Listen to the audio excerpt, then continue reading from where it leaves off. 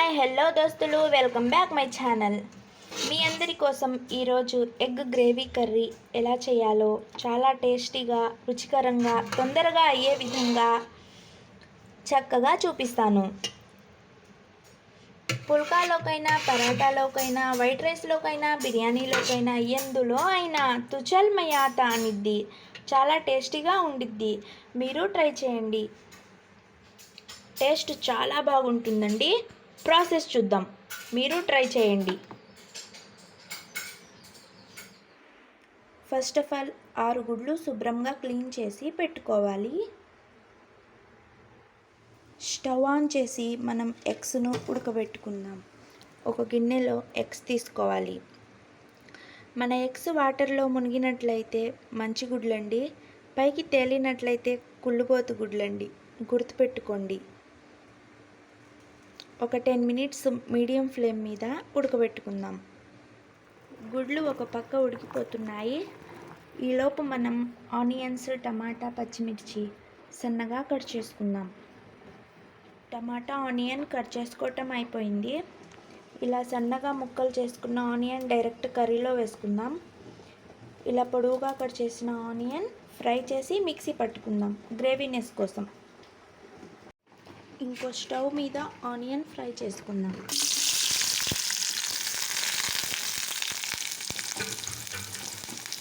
Onion fry అయ్యాయి, అలా fry అయితే చాలు, పక్కన పెట్టుకుందాం. పొట్టు తీసిన గుడ్లకు ఈ విధంగా ఘాట్లు పెట్టుకోండి. 6 గుడ్లకి. ఆనియన్ ఫ్రై చేసిన కళాయిలో కొంచెం పసుపు, చిటికెడు ఉప్పు వేసి మన గుడ్లను లైట్గా ఫ్రై చేసుకుందాం. ఇలా లైట్గా ఫ్రై అయితే చాలండి, తీసి పక్కన పెట్టుకుందాం. ఆనియన్ పేస్ట్ ఇలా మెత్తగా గ్రైండ్ చేసుకోవాలి. ఒక బాండీ పెట్టుకొని ఆయిల్ వేసుకొని హీట్ చేసుకుందాం. కలిపి పెట్టుకున్న తిరుగుమాత గింజలు 1 స్పూన్ వేసుకుందాం. కొంచెం ఫ్రై అయిన తర్వాత ఆనియన్ వేసుకుందాం.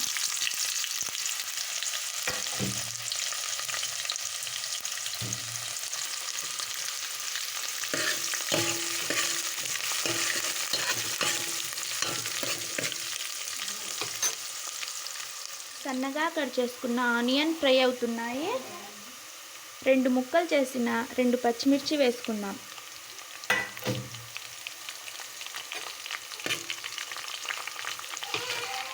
ఆనియన్ ఫ్రై అయిపోయింది. ఇప్పుడు టమాటా ముక్కలు వేసుకుందాం.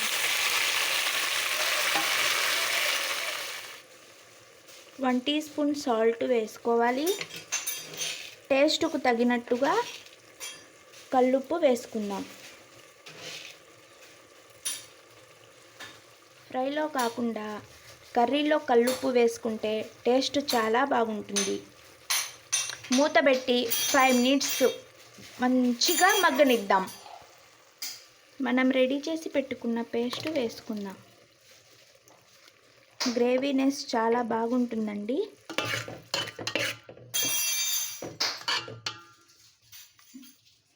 కొంచెం నూనె మొత్తం బయటికి వచ్చే వరకు 2 మినిట్స్ బాయిల్ చేసుకుందాం, బాగా ఉడికిపోయే వరకు. 1 స్పూన్ కారం వేసి 2 మినిట్స్ మగ్గనిద్దాం.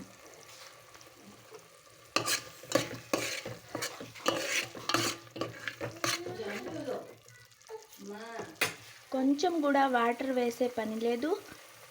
ఈ గ్రేవీ మనకు పర్ఫెక్ట్గా సరిపోతుంది.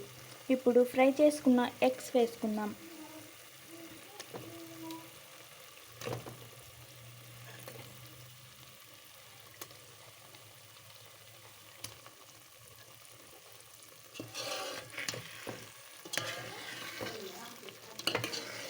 ఒకసారి మొత్తం కలుపుకొని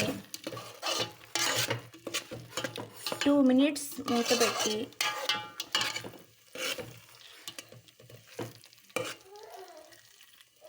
ఉంచుకుంటే మన గ్రేవీ ఎగ్ కర్రీ రెడీ అయిపోతుంది. ఎటువంటి మసాలాలు లేకుండా, టేస్ట్ చూసే పని లేకుండా ఎంతో టేస్టీ ఎగ్ కర్రీ రెడీ అయిపోయింది. సర్వ్ చేసుకుందాం.